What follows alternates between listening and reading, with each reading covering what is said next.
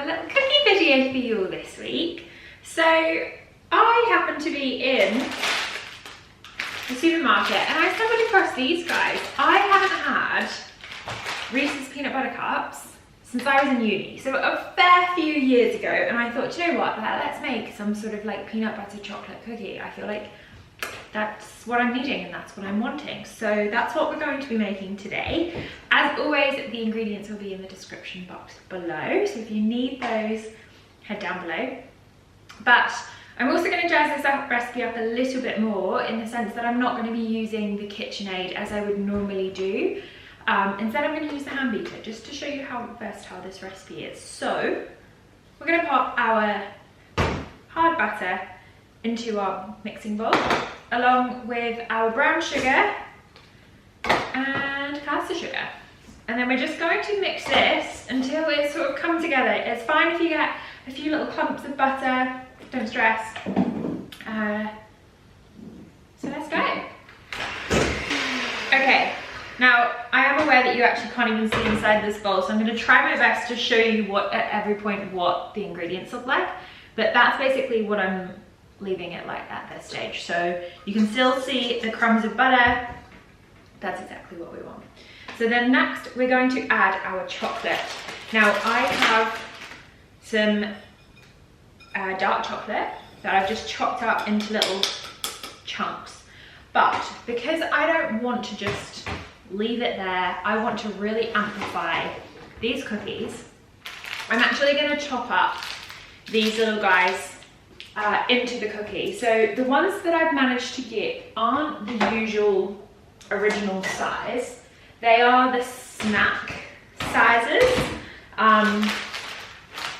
which are little value pack. So they work perfectly. Obviously, if you don't have the snack sizes in your supermarket or can't find them, don't stress, just use a normal size, but just don't use as many.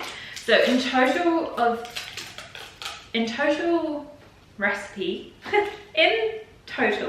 this recipe uses 12 peanut butter Reese cups, snack size. But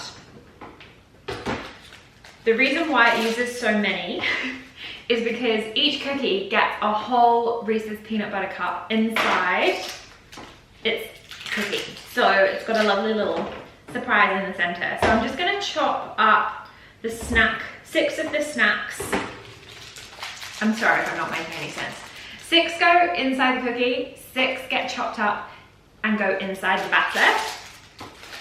Now the 6 that get chopped up and go inside the batter, I'm just cutting into quarters because I want sort of chunks of the peanut butter cup, but also at the same time, when we mix this with the beater, it will kind of smush them a little bit more so that they will get fully incorporated.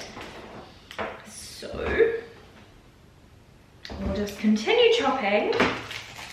Probably should have unwrapped some of these prior to starting to record, but hey ho, you know me, bit dusty as always. Now this isn't really a spring recipe, which is kind of the vibe that the weather is doing today. We are heading into spring in Australia, so it's quite exciting. Everyone's in really good spirits. Have a little bit of FOMO. I have a little bit of FOMO about not having the autumnal recipes and the vibes going on, but that's okay. As soon as summer hits, I'm sure I will forget all about that. Okay, all right, so we've got our snack size Reese's peanut butter cups inside our bowl. We have our chopped chocolate, and I'm just gonna mix this until it's fairly incorporated. Obviously, it's not really gonna do much, but just until it's mixed together. Okay, all right, so once we have everything that's come together nicely, our chocolate's all sort of combined within the butter and the sugar mixture, it is time to add our dry ingredients. So as always, I have my plain flour going into the bowl. I have my self-raising flour going into the bowl. I also have my baking powder and my salt. In that goes. And then because this is a chocolate recipe, we're gonna add cocoa and black cocoa. Now, you obviously don't have to add black cocoa. I just like it because of the appearance that it gives the cookie. It gives it so much more of like a darker, more chocolatey appearance. And for me, a chocolate cookie needs to be quite dark. So that is why I add that in there. It also provides quite a bitter taste, so the cookie itself isn't so sweet, which I think pairs really nicely with the peanut butter and yumminess. All right, so now that we have our dry ingredients in, we're gonna beat this together until pretty much it comes into like a sand consistency. All right, now just to show you what I mean, that is what we're going for. I don't know whether you can see that, but it's essentially very sand-looky, like very dry. Don't be alarmed, it's absolutely fine. Now, what we're gonna do is we're gonna add our liquids, which in this case, because it's a peanut butter cookie recipe, we're gonna add, obviously, peanut butter. So I have some dark roasted smooth peanut butter that I'm gonna add into that cookie, just to really elevate all of that peanutty goodness flavor that we like, and really amplify this cookie. So in goes that peanut butter. And then we're gonna add our egg. So we just got one egg. Oh, not going on the bench. Why do I do this to myself? Every time, it's always an egg. I feel like I just have, do you know what? Every time, Lauren, every time. It's always an egg as well. Like, it's never anything else. Okay, bear with, I'm just gonna clear this up and then I'll be back once I clear this up. Ay, ay, ay. Okay, we're back. We've cleaned up the mess. We're gonna add one egg into the bowl. I'm gonna make sure I do it over the bowl so it doesn't go anywhere else. And then we are going to mix this together with our beater until everything is fully incorporated. We don't want to overbeat this. We want it to come together just at the very last minute because that's what we're gonna do. Okay, now apart from using the beater and that literally putting all of the ingredients and all of the chocolate outside of the bowl rather than inside the bowl, we're pretty much good to go. Okay, so if you find that your mixture is sort of struggling to come together still after the peanut butter and the egg, you can add an egg yolk. I am going to actually add an egg yolk into this just because it's still looking a little bit on the dry side, so I will amend the recipe to have that egg yolk in. So in that goes, and then we'll mix that all together. There we go, that is looking a lot better. So essentially what you want is your mixture to kind of still resemble sort of wet sand, but when you push down, it bonds together, which is what we want. So I'm going to clear up the ducks and then we can start to assemble into our little cookie dough balls. We are ready to assemble into our cookie dough balls. I'm going to pour the lovely cookie dough out onto the bench. Now I'm also, this is a little tip, you don't have to use it if you don't want to, but I'm going to use little gloves because this is a cocoa-based recipe. I really don't want all of the cookie dough under my nails. So I'm using gloves to avoid that. And it also helps in terms of cleanup too. So we will pop these bad boys on.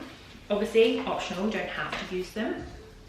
And get all of that goodness out of the bowl. Okay, so now that we have everything laid out on our bench, I also have some little scales here to the side of me and also a little tray container that I'm just going to pop our dough balls in once we are ready to pop them in the freezer. So this batter, or this dough I should say, makes approximately 6 large cookies. So we basically weigh out 100 grams, roughly squidge them together, put your, what's the word, thumb, forgot what that was. Put your thumb through the cookie dough ball, and what I should have done is actually unwrap these prior.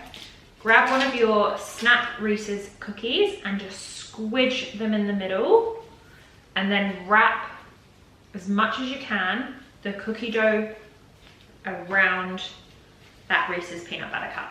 And then that is essentially your cookie ready to go into its container and then into the freezer.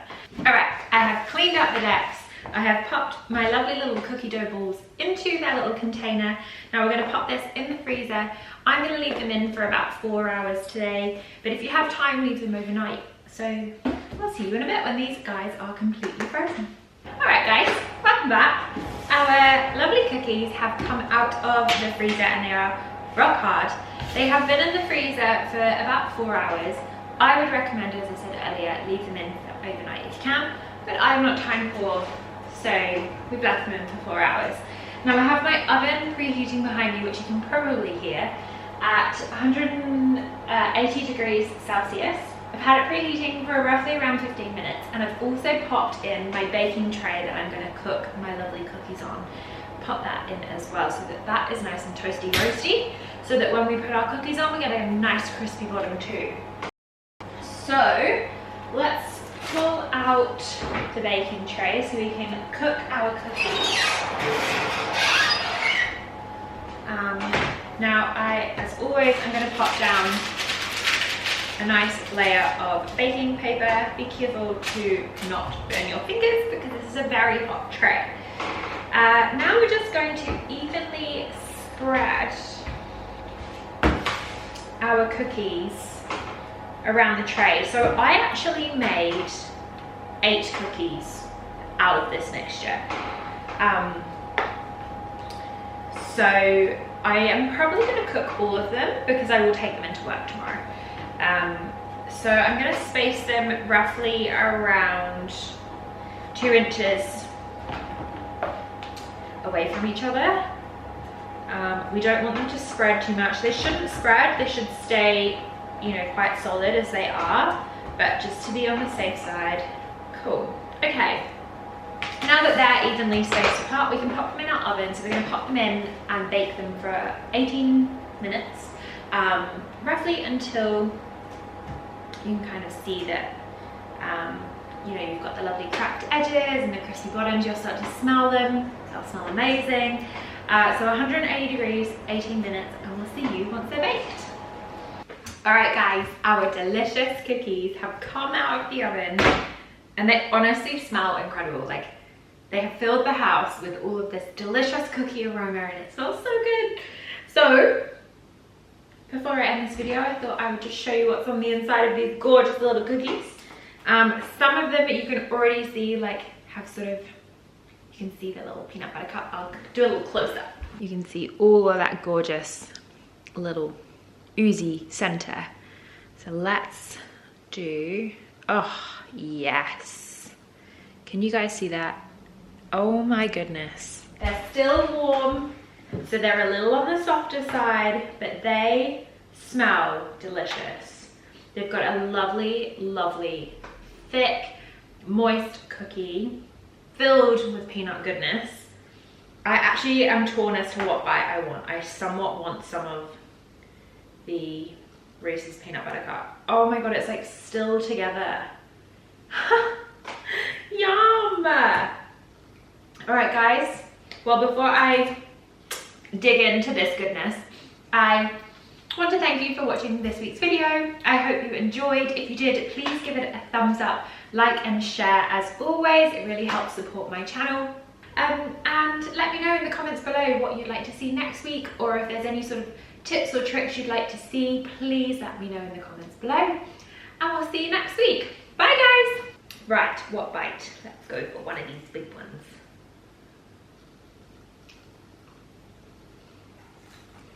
Oh wow. That's good. This cookie is so good because it's not too sweet. Like, yes, you've got a lot of chocolate in there. Excuse me for trying with my mouth open.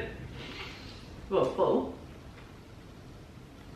You've got a lot of sweetness in the cookie, but it doesn't taste sweet because you've got a lot of like the counter balancing ingredients, such as the black cocoa, the dark roasted peanut butter, and the Reese's peanut butter cups, which are quite salty anyway. And then we've obviously added extra salt into the cookie batter.